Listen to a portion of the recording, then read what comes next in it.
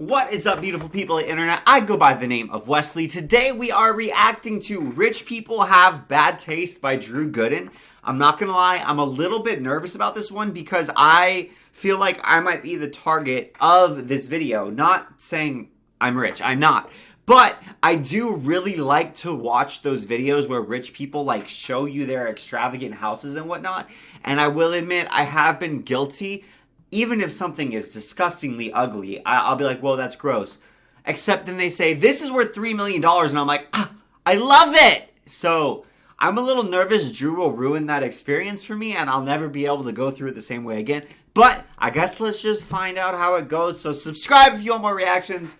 And let's see where Drew's taking us on this journey. Hey guys, welcome back to my $400 million two-bedroom apartment. So my new obsession lately, that I'll inevitably get bored of in about a week, has been watching videos from Architectural Digest, where they do these in-depth house tours. So I'm talking about. I do it too. Colossal mansions your brain is capable of imagining. These 17-bedroom, 30-bathroom houses where like two 80-year-olds live. And my biggest takeaway from watching these videos is that after a certain point, the more expensive a house is, the uglier it is to look at. Anywhere from $1 to $10 million. Was that Howie Mandel? That was Howie Mandel, right? I'm not like in a fever dream. You got this beautiful, modern, technological marvel of a house. But then when you get up to like $50 million, $100 million, they don't even feel like homes anymore. This is where pretend rich people live. I don't feel like I'm in someone's house right now. I feel like I'm walking through the set of Bridgerton. And I feel like these videos serve as proof that there is such a thing as having too much money. Do I need a bat cave in my house? Or a ski lift that'll take me? Okay, Drew, this one is sick. You can't. I watched this Architectural Digest video with this like contraption. True, it was like 40% of the entire value of the property was sunk into this transportation. And yes, they did mention that it's usually broken. And tertiarily, yes, there are perfectly good stairs lined up right next to it that are worth maybe 1.1% of the total cost of the stair lift. But think about this. Could you drink your hot cocoa while contemplating probably the multitude of world governments that you've taken down due to your capitalist business ventures while walking down the stairs? No, you couldn't. You can't. You need this. In my second house, it's essential. Or an old-timey barber chair in my billiards room, or a rug that's made out of a bear that's still alive. I'll say it. Rich people have bad taste. He said it. He said the title of the video. Shh. I'm trying to watch something. I feel like there's probably a psychological explanation for this. My theory is that in order to be the kind of person who even strives to make the money necessary to afford a $100 million house, you would probably also tend to value things based solely on how much they cost. So this $2,000 couch may be pretty comfortable and look good in just about any living room, but this absurdist art piece pretending to be a couch. That's not a couch. Those are intestines. That wasn't real. This is not a real thing, guys. No one sits on this. I think food passes through this as it's being digested. That is disgusting. Art piece pretending to be a couch costs $14,000. And that makes it bet. I have no idea how I would even sit on this, but I'll hire someone to figure it out. Also, that's definitely... Drew, as much as I fall for this. I fall for this all the time, especially when I don't know a lot about something. Because usually there's a price point, right? It's the principle of diminishing returns. When you sink, like let's say the maximum hypothetical cost for something could be $10. At a certain point, like let's say it's pencils, right? Or pens. At a certain point, like this pen, I'm not going to get a better pen by spending more money. But there's still going to be pens that cost more. But it would take a lot of time, energy, and effort to research at what point I will max out in getting more value in like how good a pen is. Like, is that $6 pen? Is that an $8 pen? I don't know, but I'm rich, so I'm going to buy the $300 pen, because surely if it's worth $300, that's a heuristic that I can apply that surely if it's worth more, it means it's better. So I'll buy the ludicrously expensive $300 pen instead of doing the time and research to find out the $8 pen was just as good. But the thing is, people know people do this, so then there's salespeople who are like, hey, he's got a $300 pen, let's slap, I don't know, we'll slap some snake fangs, real snake fangs on here that cost like $5, and we'll sell it for $10,000, and then these rich suckers will just buy it because they don't want to do the research. Like, I'm convinced that couch and a lot of these properties are just a function of that. People just going like, rich people just buy whatever's the most expensive, so slap a big old price tag on there, buddy. Chandeliers. Nobody needs one. They have one of the worst cost to utility ratios beautiful, of any though. household object. And yet, if you're rich, you have 30 of them. But I'm not making because you watch Beauty and the Beast, baby. Rich people. I'm making it because there's a ton of funny moments in these Architectural Digest videos, and I want to show them to you. You get to sit down here, watch your friends jump in the pool. Hopefully they're clothed. Hello! Is it like that at your house? Because it's not like that at mine. What really makes these videos fun to watch is the various hosts. It's never the same person twice. It's either the quiet rich guy who owns the house or a local realtor who watches a lot of HGTV. I do think it's really funny because when you have the guys who own the house, I always feel like they're kind of whispering because they know that the IRS is probably going to watch the video and audit them. And most rich people are violating tax code because it's called being smart and having lawyers to help you violate the tax code. So the quiet guys are always like, yeah, and this couch, it's worth $40 million, 40 and they're like, the IRS is like, excuse me, sir, excuse me, you filed losses last year. How the freak did you afford a $40 million couch? This guy, who I'm pretty sure is just Bono in a Howie Mandel costume. There's going to be times where maybe it's a little too warm or a little too cold, and it's so effortless and so simple just to close this off, give it a little tug, and it's effortless. It really is. It's effortless, huh? What are they trying to hide with that hilariously timed cut? Closing this door is effortless. You just give it a little tug. Give it a little tug. Oh, my foot was in the way. It's effortless. We're going to cut out that foot thing, right? I also love how they edit these. The transitions always make me laugh. So let me show you the rest of this outdoor living space and how it all connects. Follow me. I'm standing outside. All right, let's check out the other side of the room. So this is actually... It honestly does kind of... The videos always feel like the editor was hired at Fiverr, and they were like, okay, we really want a fun, playful YouTube-y style edit, okay? And the Fiverr person is like, okay, throw the effects, all the effects.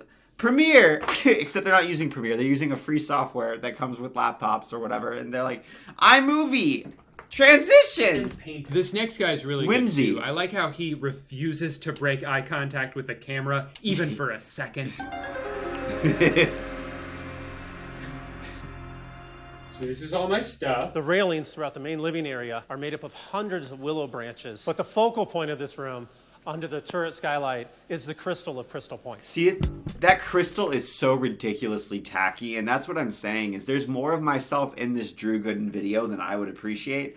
When I saw that crystal, because I watched this video too, because again, guys, I watch these videos. I saw that crystal and I went, that's a huge crystal. It's tacky, and I want it, because it's stupidly expensive, and I've got the brain of, it's ravens, right? Ravens are the ones that pick up shiny things? I don't know. Somebody who knows more about bird science, please tell me down below. But I have the brain of whatever bird it is that likes shiny things.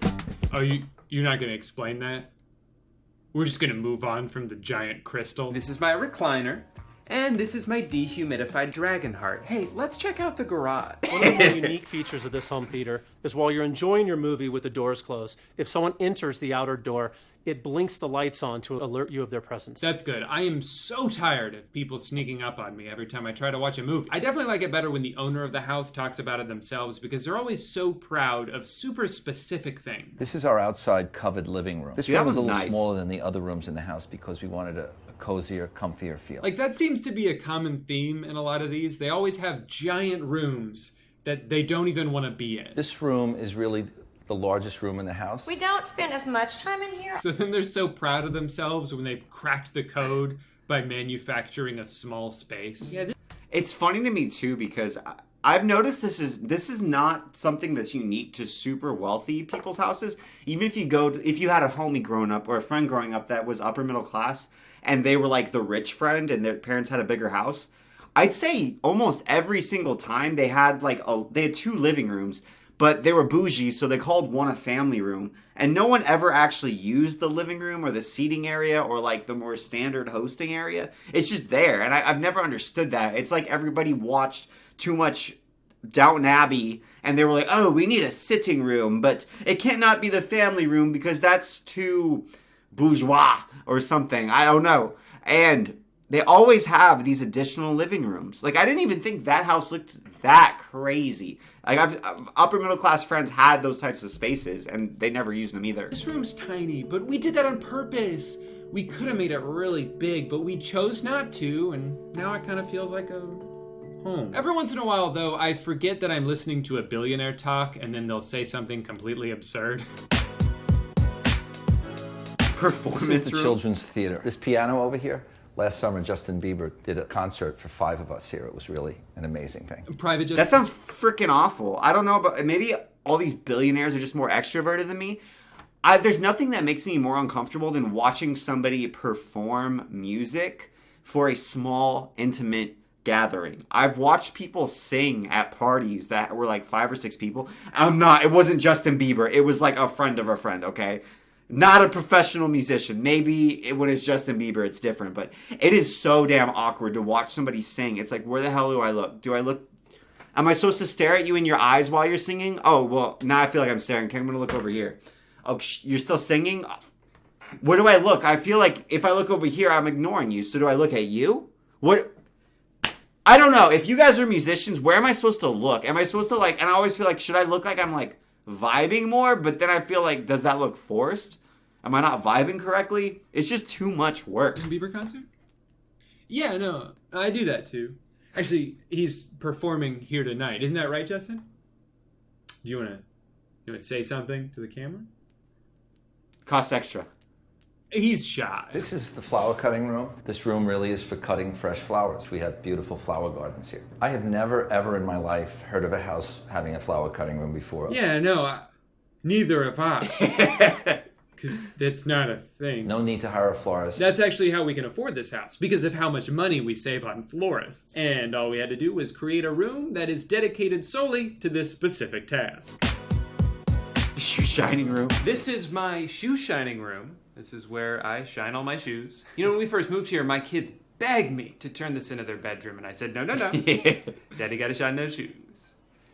Plus, their bunk bed looks really good out in the backyard. In addition to this kitchen, we have a chef's kitchen, which we use most of the time, that cooks for the family, so the cook doesn't have to be in the kitchen, in the living space with the family. I like how I love that. I love how he phrased it as if it's doing a favor to the cook or the chef. Oh yeah, the cook or the chef, they don't have to be around the family. It's like, no, you're saying that way the help doesn't have to be, we don't have to be around the help. You have to have a net worth of at least $10 million to enter this kitchen. Chef Susie didn't quite make the cut, so she has to work in the poor kitchen. to phrase that so that it's for the chef's benefit. We have our other kitchen downstairs, so our private chef can cook down there, and he doesn't have to come up in the big kitchen. Ugh, gross. He would hate that. Plus, it would be so hard for him to focus on cooking because we have so many private concerts up here. Actually, the ghost of Prince performed here the other night. Would have been very distracting. Not the hologram. That's why we keep him down in the dungeon. Basement. I said basement. That's insane. This is really a party room. It has race car machines, pinball machines, ATM machines. Is this a house or is this an illegal gambling? I think this is an illegal gambling den. Why the hell do you need an ATM down there, man? Are you just like playing off-the-books poker games with billionaires? ATM down there? No, that's a party. I'm gonna go bowling. I'm gonna play pinball. Hey, Brian, you coming? You guys go have fun without me. I'm gonna withdraw some fives. Classic Brian. $3 service fee. So this is the movie theater, and what's unique about this movie theater is that it's on the first floor of the home. I've built many, many movie theaters before, and they're all in the basement, which I find people tend not to use because they have to walk down the stairs in the basement. You want to watch a movie tonight? You know, I'd love to. I really would, but the theater's all the way downstairs. Oh, thank God. I'm so glad you said something. I did not want to walk down there. Let's just keep hanging out on the floor. Good idea. And then there's this ludicrous Bel Air house that's actually 4 houses. It's so big, the realtor showing it to us has to be driven around in a golf cart. And that guy is having a great time. And listen to those rolling streams. And over there, That was kind of sick. That's where we keep the pianist. Be careful. Please don't let him out. He always tries to run. Music to my ears. And this can all be yours for 100. He's great. This guy's great. He should do it every time. $95 million. What I do with my Sometimes hands. architectural design will go into celebrities' homes, which is fun for me because I love to judge famous people. Me Here's too. one where they go into Pierce Brosnan's $100 million beach mansion, or at least I think it's Pierce Brosnan. Can we confirm that? Pierce Brosnan. Pierce's closet. Let me show you Pierce's bathroom. Lucky Pierce. Okay, yeah, I Wait, thought I heard poops, right. guys. I noticed that the biggest difference. If you want to see 007's 00 Deuces, this is the video for you, baby. Pierce Brosnan's fecal matter has graced these porcelain toilets. Between a celebrity's house and a regular rich person's house is that celebs always have a really dumb chair. Kerry Washington has this beautiful living room with 2 concrete toilets. In Alex Rodriguez's outside bathroom, I guess, he has this little wooden hammock that is so thin, it would probably give me a wedgie. That looks like something that you would like have in a Magic the Gathering deck that was like the sacrificial slab or something in a green deck. Like this is where you the druid or the shaman or something sacrifices your creatures so you can, I don't know, buff up another Hammock that is so thin, I'll shut it up. would probably give me a wedgie. Of course, it's not all fun and games. scoliosis There in a was bench. the incident. I love limes. I love them. They're great. I love them so much, and I like to present them like this in my house. Oh, that's awesome, Dakota. I love limes too. And I know I can trust you because you've been in movies. Well, apparently not, because then she went on Jimmy Fallon, Funniest Talk Show, and revealed the truth. What do you do with all of those limes? I actually didn't even know that they were in there. I was giving the tour and went into the kitchen and it was set dressing. It was hard to just ignore them. So I just lied. Just lied. I'm never trusting anyone ever again. Who would have thought that these people who were paid specifically to deliver lines and convince you that they're people that they're not, and they're pretending to be those people, and that's what they get paid millions of dollars to do, would be good at lying? Because I, for one, am shocked. Love lime. Actually, no, that's not the truth. Dakota. But my favorite celebrity house has to be Dita Von Teese's taxidermy-filled home. She's got a stuffed rabbit, stuffed birds, a stuffed fox, a stuffed cheetah and tiger, a stuffed cat. Wait, hold on. Oh, okay, I think that's just a regular. That kitty looks deader than the other taxidermy creatures. Okay, you cannot convince me that that's not like the cat from what's that Stephen King novel? I can't remember, but whatever that Stephen King novel is, that's the pet. All of a from sudden, that. I have a new dream home. I want to build Pet a two-story cemetery. house, kitchen on the bottom, my future child's bedroom right above that, hole in the ceiling, a full-size stuffed giraffe that starts in the kitchen, neck pops up through the hole, head looks at the child, making sure he goes to bed on time, and then every morning I'll shout through the hole, "Oh, Drew Jr., I made egg!" And he excitedly jumps out of bed, makes that sound that Anakin made in The Phantom Menace. He then hops onto the giraffe, slides down his neck, lands perfectly in the chair, fork and knife in hand, bib already on, and says, "Good morning, Dad?" Turns out I'm already gone. You see, I was concerned he wasn't going to get out of bed in time. So I had started marching up the stairs, ready to discipline my sweet boy. I open up his door, go, huh? Look down the hole. He's already scarfed down his whole breakfast, threw the bib off, backpack on, looks up to me, says, "See you later, Dad," and then scurries out the door just in time to make the bus. And then the giraffe comes back to life, and we play video games all day till my son comes home. See, I feel like a lot of this misunderstanding could have been avoided because when you're doing taxidermy, there's a great opportunity with the giraffe is you could stick a periscope right up its butt. So then you look in its rectum and the periscope looks out of its eyes. So then you can just use the giraffe as a periscope and then you would know if your son was still upstairs. And yeah, And that's my dream.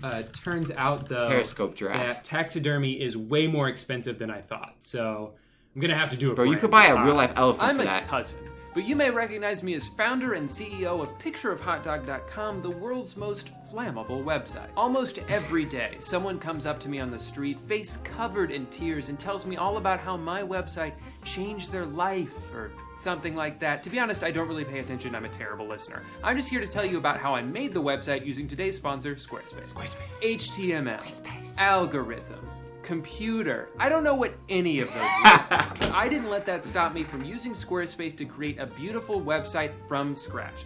Multiple websites, actually. This is my third. Squarespace is so foolproof, you don't have to know how to code in order to make a website that you've been dreaming of, whether it's for your business, your side hustle, or even just a hobby. Start by choosing a great-looking template that best fits what you're going for, and then start dragging and dropping to fill in the blanks. Yeah, I don't know why we were watching that, guys. I'm sorry. No. Smash that I'm subscribe. just glad Sorry Drew if I got made you paid, jealous. baby. Of a website or domain. Thank you to Squarespace for sponsoring this video and for letting me continue my hot dog joke for over a year. Thank you so much for watching today's video, guy, and I'm sorry if I made you jealous with my sweet pad. Before I get out of here, I do want to give a quick shout out to my homies. Y'all already know who you are. You're my day ones, my ride or dies, and that's on God. Be sure to smash that subscribe button so you can be notified when I upload tomorrow. I'm going to be making a video about the stock market because I have a lot to say about it, and I know what's going on with that, and so I'm gonna talk about that tomorrow, so be on the lookout for that. See you then. Well, that was fun. Thank you guys so much for watching. If you also saw a small part of yourself there, just like me, Drew didn't ruin it too bad. He just poked the little funsies, you know, just a little bit. I feel a little sensitive about the crystal because I did get way too excited when that crystal popped up on the YouTube video the first time. But thank you so much for watching, guys. I'm Wesley. Make sure you subscribe down below for more reactions. I will see you next time. Hasta luego. Bye.